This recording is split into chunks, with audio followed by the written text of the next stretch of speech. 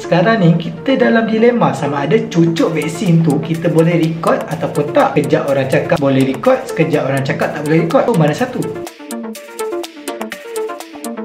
Assalamualaikum, salam, welcome back to my vlog. Hari ni aku nak ceritakan sikit tentang vaksin. Baru-baru ni ada cerita tentang vaksin di mana ada beberapa insiden orang yang cucuk angin. Cucuk vaksin kosong saya, cucuk angin lah orang cakap. Sebelum ni aku dah kena vaksin, sebelum ni aku dapat Sinovac. Tapi aku dah buat vlog tentang vaksin tu. Tapi bila aku sampai kat PPV, pusat vaksin tu, aku tak boleh nak record sebabkan restriction yang di mana aku tak boleh nak record ataupun ambil gambar ataupun buat video dekat pusat vaksin tu. Jadi aku rasa macam useless lah bila aku nak buat vlog tapi aku tak boleh nak buat vlog. Korang faham tak? Korang faham tak? Kekecewaan yang aku alami tu. Aku dah semangat sehari sebelum tu aku charge telefon, aku charge aku punya GoPro untuk aku record, untuk aku buat vlog lah, untuk konten seterusnya.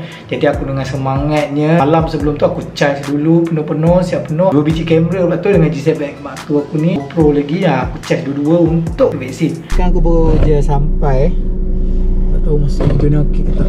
Kena standby nak bawa bag, pen. Lepas tu aku kena standby double mask kot. Sebab aku tadi aku perasan, nasib baik lah aku perasan nampak member aku sampai. So nasib baik ada teman juga lah. Aku nampak kat tepi jalan tadi. Ya ada teman juga Aku kena pakai mask dulu.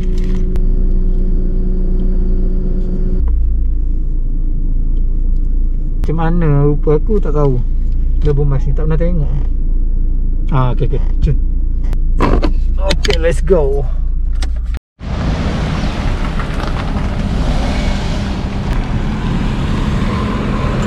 Joey ya? Joey ya? Ni saya dah sampai lah. Jom. Alah? Oh, masuk dah? Masuk dah. Okey. Duduk sikit. Ramai kat orang kan?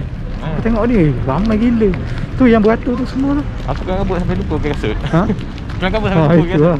Aku rambut dengan pennya, standby pen lagi. Lagi tak ramai tu. Tak, sini tak standby apa. Siang pagi tadi baru bini aku cakap kalau boleh standby 5 senang nanti nak isi borang pun semua. Tapi baru pagi tadi ingatkan memang tak sempat buat apa.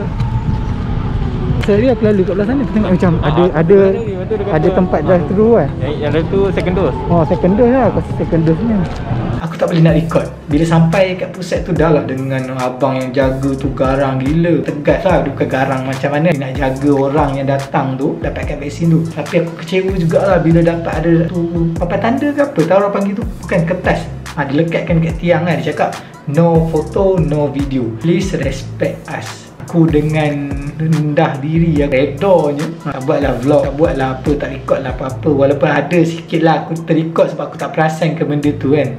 Sampailah aku ditegur, tengah record ke tu? Tak boleh record lah. Pantasnya aku punya respon, tak ada. Saya cuma ni je.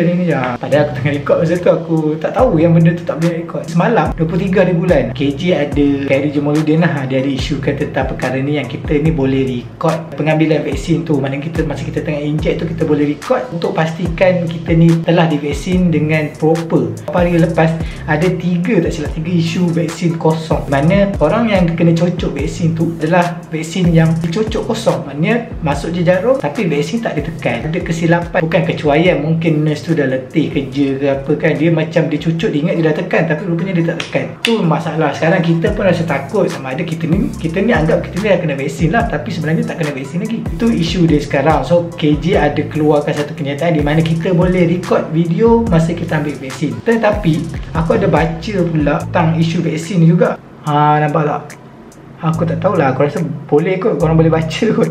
Aku baca lah untuk korang Vaccine recipients not allowed to record injection process as it might slow things down. Maknanya dekat sini kemungkinan besar proses-proses kita record video tu akan melambatkan proses-proses injection untuk injection vaksin untuk orang lain. Maknanya kalau datang tu beribu-ribu orang, lepas tu kita nak sibuk setiap seorang tu semua nak record, jadi dia akan melambatkan proses tu. Dan apa yang aku baca dekat kenyataan daripada World of Buzz menyatakan bahawa kita tak boleh nak ambil gambar ataupun video sebab benda tu akan slowkan pergerakan pengambilan vaksin tu. So diorang nak kena hadap beberapa ribu orang satu hari untuk ambil vaksin. Tapi kalau kita record ataupun tangkap gambar, kemungkinan besar akan slowkan proses pengambilan vaksin tu lah. Sekarang ni kita dalam dilema sama ada cucuk vaksin tu kita boleh record ataupun tak. Sekejap orang cakap boleh record, sekejap orang cakap tak boleh record. So mana satu? Kalau ikutkan apa yang diterangkan dalam website ni lah, dalam website World of Buzz ni, kita tak boleh nak ambil gambar ataupun video, tapi kita boleh pastikan sebelum kita dapat injection tu, dalam syringe tu ada vaksin, dan juga bila dah dicucuk kita boleh minta ataupun sesiapalah yang cucuk kita tunjukkan syringe tu empty. Maknanya vaksin yang di dalam syringe tu dah dicucukkan dalam badan kita lah. Itu adalah salah satu solution yang disarankan lah untuk mengelakkan daripada proses-proses mengambil gambar ni. Slowkan proses untuk vaksin, untuk beribu-ribu orang dia vaksin. Beberapa video yang lepas ada tunjukkan 3 kes lah yang dicatatkan. So aku pernah tengok ada 2 kes saja yang dicucuk. Lepas tu dia cucuk je, cucuk biasa, kemudian dia tak tekan, so dia tarik, maknanya cucuk angin.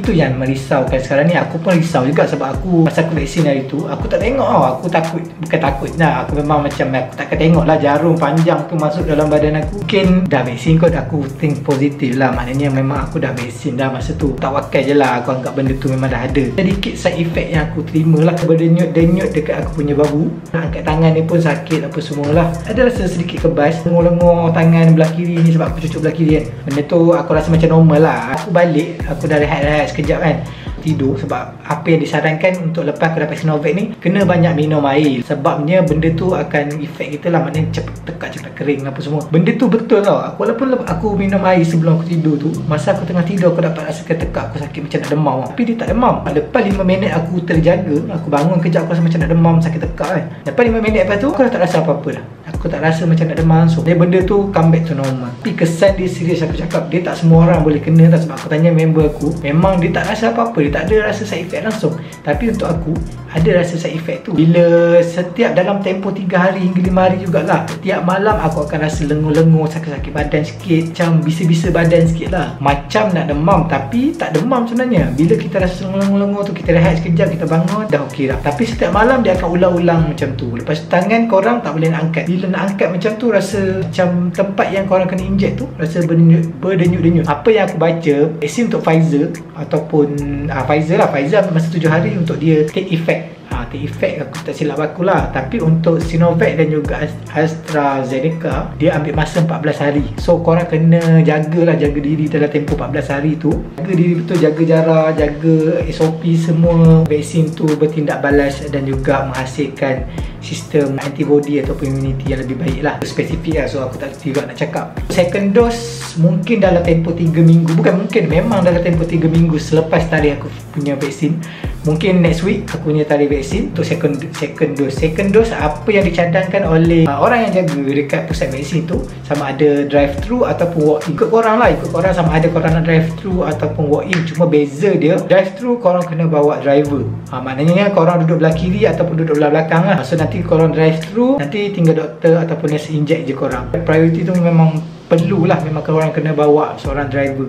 Aku rasa aku kena bawa wife aku, kena bawa Mira lah pergi, sebab dia akan drive dan aku kena vaksin. Dia tak dapat lagi. Aku pun tak tahu bila masa dia akan dapat vaksin. Dia pun tak dapat lagi. Aku dah sampai nak second dose dah. Bawa lah kalau korang pakai drive thru. Tapi kalau korang nak walk in boleh. So tak ada masalah lah, korang boleh walk in. Kemudian korang boleh cucuk lah. Cuma banyak kerja lah, korang kena cari parking dulu, korang kena jalan masuk ke dalam, dan kemudian korang baru boleh pergi vaksin.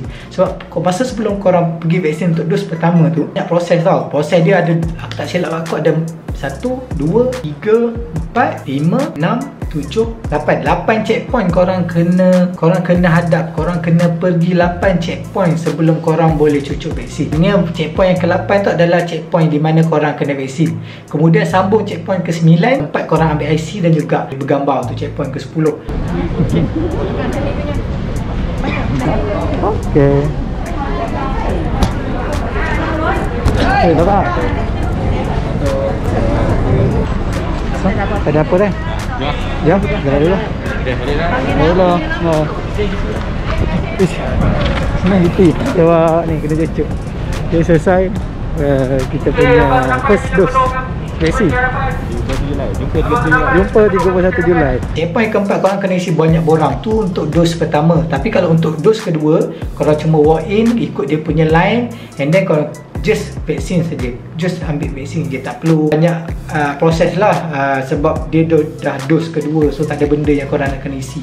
Kena bawa IC macam tu je lah, dan juga kad yang dia sediakan lah lepas korang ambil vaksin dos pertama. Untuk subscriber dan juga viewers yang tonton video ni, aku harap korang dikurniakan kesihatan yang baik, disembuhkan penyakit, sebarang penyakit. Siapa yang pernah positif penyakit ni, disembuhkan penyakitnya. Dan juga siapa yang belum dapat vaksin, tarikh vaksin lagi, aku doakan agar korang dapat tarikh vaksin yang secepat mungkin. Jangan risau, jangan takut, jangan anti-vax lah, selfish lah tak nak ambil vaksin, sebab vaksin tu penting. Jangan pilih sama ada Pfizer ke, Sinovac ke, AstraZeneca ke, tak kisah apa-apa, janji korang kena vaksin. Jangan pilih, jangan buat orang kata aku tolak ni sebab aku nak Pfizer. Jangan, sebab vaksin tu adalah salah satu cara untuk korang, sistem immunity korang tolak virus ni.